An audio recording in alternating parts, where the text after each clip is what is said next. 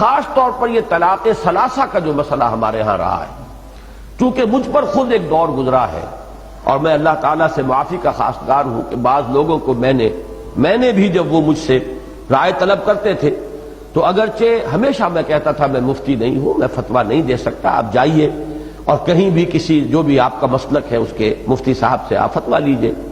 لیکن یہ ہے کہ اس قدر پریس کرتے تھے لوگ۔ اب تو کچھ عرصے سے میں نے بالکل اس فیصلے کے اوپر جو ہے سختی کے ساتھ عمل شروع کر دیا ہے کہ میں قطعاً اس میں اپنی رائے بھی ظاہر نہیں کرتا، لیکن یہ ہے کہ بدقسمتی سے رائے میری یہی تھی کہ جو ابن تیمیہ رحمہ اللہ کا مسلک ہے، قرآن مجید اور حضور صلی اللہ علیہ وسلم کی سنت سے مجھے وہی زیادہ اقرب معلوم ہوتا ہے۔ اب ذہن انسان کے قابو میں نہیں ہے، ذہن پر انسان کا اختیار نہیں ہے، جیسے دل پر اختیار نہیں کہ دل کا اپنا ایک رجحان ہے، ایک میلان ہے، آپ کا اختیار نہیں ہے، بلکہ یہ کہ میلان اگر کسی غلط رخ پر ہے اور آپ اپنے یعنی پوری قوت ارادی کو بروئے کار لا کر اسے روک رہے ہیں تو یہ آپ کا مجاہدہ ہے، باطنی مجاہدہ، جس پر کہ اللہ تعالیٰ آپ کو بہت بڑا اجر و ثواب عطا فرمائے گا۔ اسی طرح ذہن جو ہے وہ بھی انسان کے اختیار میں نہیں، ذہن میرا یہی رہا۔ مجھے جب یہ معلوم ہوا کہ چاروں ائمہ ہمارے یعنی چاروں فقہی مسلک جو ہیں، احناف بھی اور حنابلہ بھی اور شوافع بھی اور مالکیہ بھی، سب کا متفق علیہ مسلک یہی ہے کہ جب 3 طلاقیں ہو جائیں چاہے وہ ایک ہی بار دی گئی ہو تو وہ طلاق مغلظ ہے، اگرچہ بہت بری ہے، بہت ناپسندیدہ ہے، بہت ہی مکروہ ہے، اور اس پر حضرت عمر رضی اللہ تعالیٰ عنہ کا عمل یہ تھا کہ جو شخص یہ کرتا تھا اسے پھر کوڑے لگواتے تھے، لیکن یہ کہ طلاق نافذ ہو جاتی ہے۔ اب اس میں سامنے بات آتی تھی عقلی اعتبار سے کہ اتنا نازک معاملہ، خاندانوں کی تباہی اور بربادی، ایک انسان شدید غصے کے عالم کے اندر کو کہہ بیٹھا ہے، تو کیا یہ چیز ایسی ہے کہ جس پر اس قدر سخت موقف اختیار کیا جائے؟ اب چونکہ معلوم ہوا ابن تیمیہ کا بہت اونچا مقام ہے میری نگاہ میں، بہت بلند مقام ہے، وہ خاص طور پر قرآن مجید کی حکمت کے بہت بڑے عالم ہیں، پھر سنت و سیرت کا ان کا مطالعہ بڑا گہرا ہے، اس معاملے میں ان کی رائے ایک شاذ تھی۔ میرا گمان یہ تھا کہ کسی نہ کسی اور کی بھی ہوگی، ان تمام جو مکاتب اربعہ ہیں ہمارے فقہ کے ان میں سے کسی کی اور رائے بھی ہو، تبھی تو اہل حدیث حضرات کی یہ رائے ہے۔ لیکن بعد میں مجھے معلوم ہوا کہ نہیں، یہ اہل حدیث حضرات یہ سند لیتے ہیں صرف امام ابن تیمیہ رحمہ اللہ کی رائے سے، باقی چاروں جو ہمارے مکاتب فقہ اہل سنت کے وہ متفق ہیں اس پر کہ 3 طلاقیں جو ہیں وہ اگر بیک وقت دی جائیں تو وہ 3 ہی شمار ہوں گی اور وہ طلاق مغلظ ہو جائے گی، کہ اب ان دونوں کے درمیان نہ رجوع کا کوئی امکان، نہ عدت میں رجوع، نہ عدت کے ختم ہونے کے بعد نکاح ثانی، جب تک کہ اس عورت کا نکاح کسی اور مرد سے نہ ہو، اور پھر وہ مرد بھی اپنی آزاد مرضی سے جب چاہے کبھی اگر طلاق دے دے تو پھر واپس رجوع کر سکیں گے، یہ سابقہ شوہر کے ساتھ اس عورت کا نکاح ہو سکے گا۔ اب اس پر لوگ روتے ہیں، چلاتے ہیں، وہ طرح طرح سے ادھر جا ادھر جا، اور اندیشہ یہ ہو جاتا تھا کہیں، چونکہ شیعہ مکتب فکر بھی یہی ہے، اور میرے علم میں بہت سے لوگ اسی بات پر شیعہ ہو گئے، بہت سے جو حنفی ہیں وہ پھر جا کر بہرحال یہ تو ہلکا معاملہ، اس لیے کہ اہل حدیث وہ تو اہل سنت ہی میں ان کا شمار ہے، وہ کوئی اہل تشیع میں سے تو نہیں ہے۔ کچھ لوگ جنہیں یہ معلوم نہیں ہوتا کہ وہ اہل سنت میں سے بھی ایک گروہ ہے کہ جو اس کے حق میں فتویٰ دے دیتا ہے، اگر ان کے علم میں ہے کہ ہمارا مسئلہ حل ہوتا ہے صرف اہل تشیع کے ہاں تو شیعہ ہو گئے۔ کچھ لوگوں نے یہ ہے کہ فتوے لے لیے جا کر جو اہل حدیث علماء اور مفتی حضرات ہیں ان سے۔ تو میرا معاملہ کچھ عرصے تک یہ رہا کہ چونکہ میرا ذہن یہ تھا،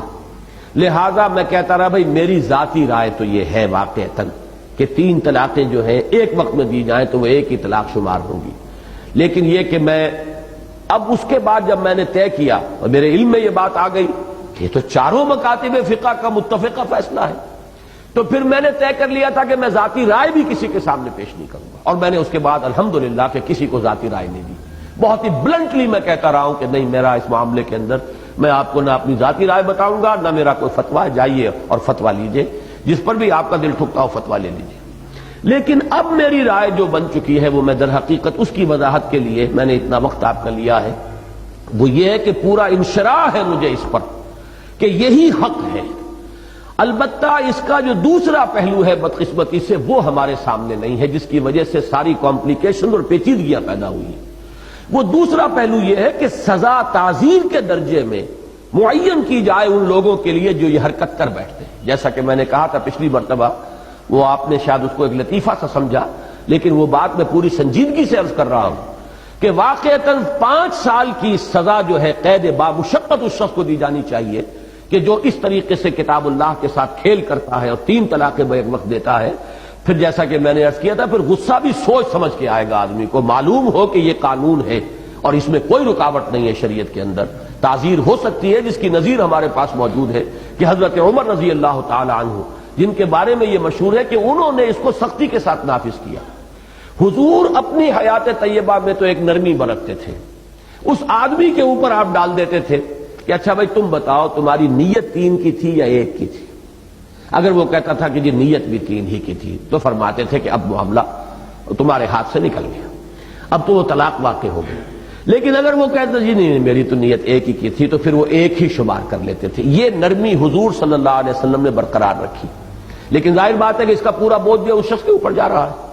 لیکن حضرت عمر نے یہ دیکھ کر کہ لوگ اس سے فائدہ اٹھا رہے ہیں، دیتے ہیں طلاقیں پورا روب جھاڑنے کے لیے، اور بیوی کو کے لیے تو گویا کہ وہ یعنی زمین و آسمان ایک ہو جاتے ہیں غریب کے لیے جب اس کو طلاق جو ہے مغلظ طلاق دے دی جائے، کیا کرے گی؟ لیکن یہ ہے کہ وہ کہتے ہیں کہ صاحب نیت ہماری 1 کی تھی۔ تو یہ چونکہ اب کھیل شروع ہو گیا تھا شریعت کے ساتھ، تو حضرت عمر نے گویا کہ اس کو پختہ فیصلہ کر لیا کہ جو چاہے وہ کہے، تم نے 3 طلاقیں دی تو 3 طلاقیں نافذ۔ اور چونکہ اہل سنت کے ہاں یہ اصول ہے، علیکم بسنتی وسنت الخلفاء الراشدین المہدیین، تمہارے ذمے ہے، لازم ہے تم پر میری بھی سنت اور میرے خلفاء راشدین مہدیین کی سنت۔ تو جو بھی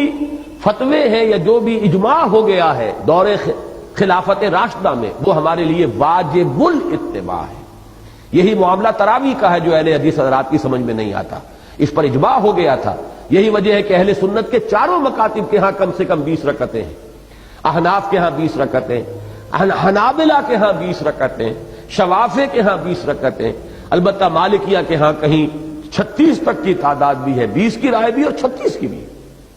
لیکن چونکہ یہ اصل فیصلہ تھا، اجتہاد تھا حضرت عمر کا، انہوں نے نافذ کیا ہے، اور یہ حضرات اس کو تسلیم کرنے کے لیے تیار نہیں۔ یہ اصول ہے جس کی وجہ سے فرق واقع ہو جاتا ہے۔ اہل سنت کے ہاں اصول یہ ہے کہ جو اجتہادات خلفائے راشدین نے کیے،